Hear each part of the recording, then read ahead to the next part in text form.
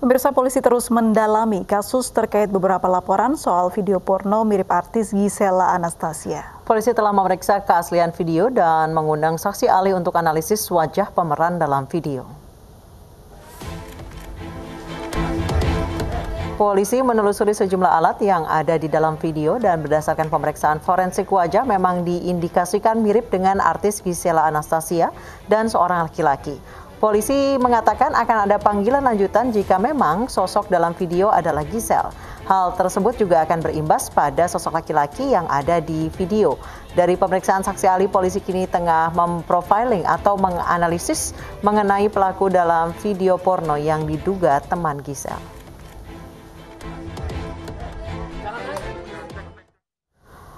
Polisi memburu pemasok narkoba untuk selebgram Miley Cyrus. Saat ini keponakan penyanyi Ashanty itu masih ditahan di Polres Pelabuhan Tanjung Priok. Polisi masih memburu 2 orang pemasok sabu bagi Miley yang kini menjadi tersangka kepemilikan narkoba. Miley masih ditahan untuk pemeriksaan lebih lanjut dan ditempatkan di sel pria. Polisi masih belum menentukan pasal yang dilanggar oleh Miley dan rekannya dan menunggu hasil gelar perkara. Selain itu juga belum ada arahan untuk proses rehabilitasi Miley.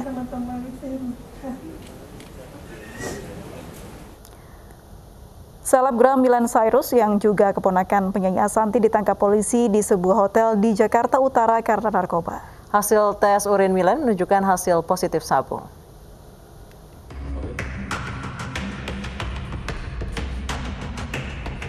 Selebgram Miley Cyrus atau Miley Daru ditangkap petugas Polres Pelabuhan Tanjung Priok di sebuah kamar hotel di wilayah Jakarta Utara pada hari Minggu kemarin. Dari hasil penggeledahan, polisi menemukan 2 bungkus kecil sabu seberat 0,3 gram serta alat hisap. Miley ditangkap bersama seorang pria berinisial C. Berdasarkan hasil pemeriksaan urin, Miley Cyrus positif menggunakan narkoba. Sementara rekannya J negatif narkoba. Ini hari kita lakukan penangkapan terhadap tersangka MMP alias MC. Saat ini sedang kita lakukan pengembangan dan sudah kita lakukan pemeriksaan dan juga beberapa tes.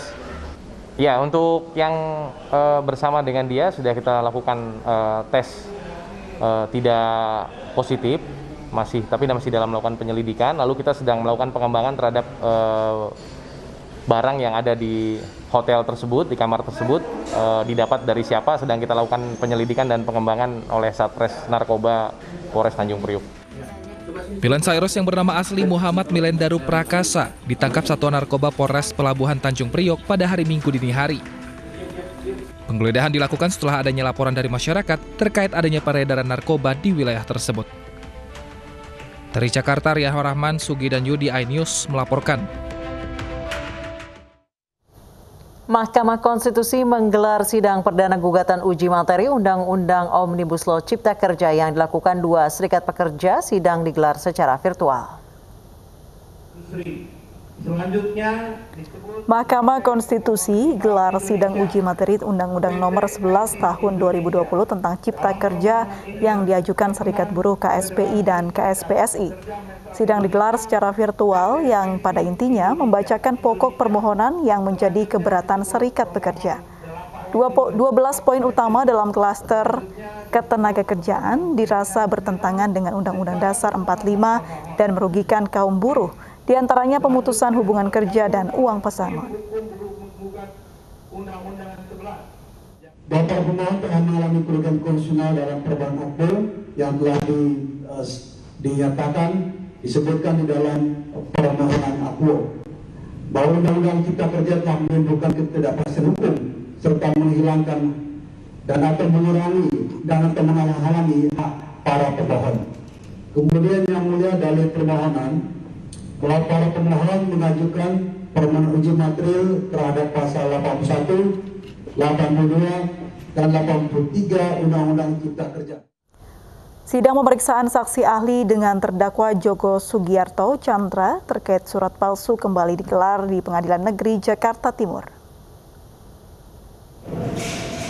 Saksi ahli hukum pidana Dr. Muzakir dihadirkan oleh tim kuasa hukum terdakwa Joko Chandra untuk didengarkan keterangannya di depan majelis hakim.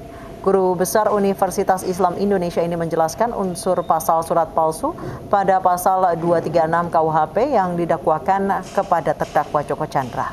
Dalam pembuktian unsur surat palsu sesuai pasal 263, ahli berpendapat perlu dihadirkan surat yang dianggap palsu sehingga dapat dibuktikan dan dikuatkan dengan alat bukti lain.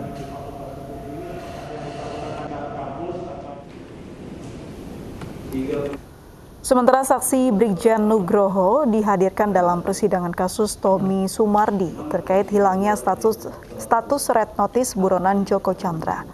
Dua saksi yang dihadirkan jaksa penuntut umum merupakan bagian dari rangkaian kasus hilangnya status red notice Joko Chandra. Saksi Brigjen Nugroho mengaku menandatangani surat elektronik yang dikirim NCB kepada Imigrasi dan Kejaksaan Agung. Namun Brigjen Nugroho menyatakan surat yang dikirim beserta informasi di dalamnya atas dasar perintah Kadif Hubinter Napoleon Bonaparte.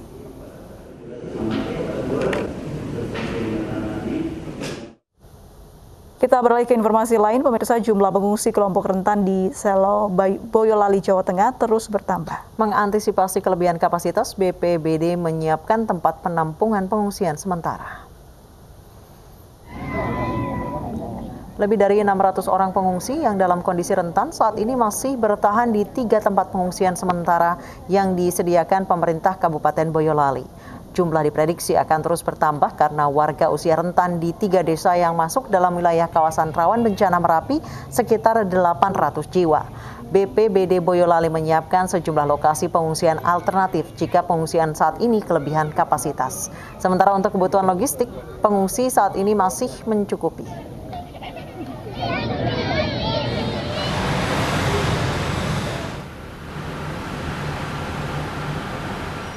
Sementara itu, guguran lava di Merapi sempat rekam CCTV pada Minggu 22 November lalu.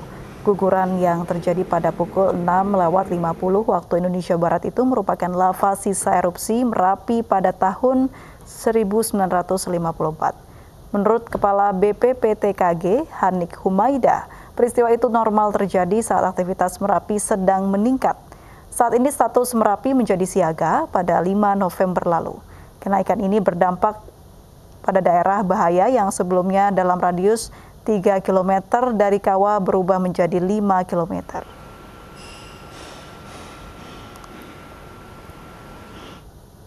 Tidak mengenakan masker saat berkendara, seorang pengemudi di Jakarta menolak disanksi saat terjaring razia. Informasi selengkapnya akan kami hadirkan usai jeda.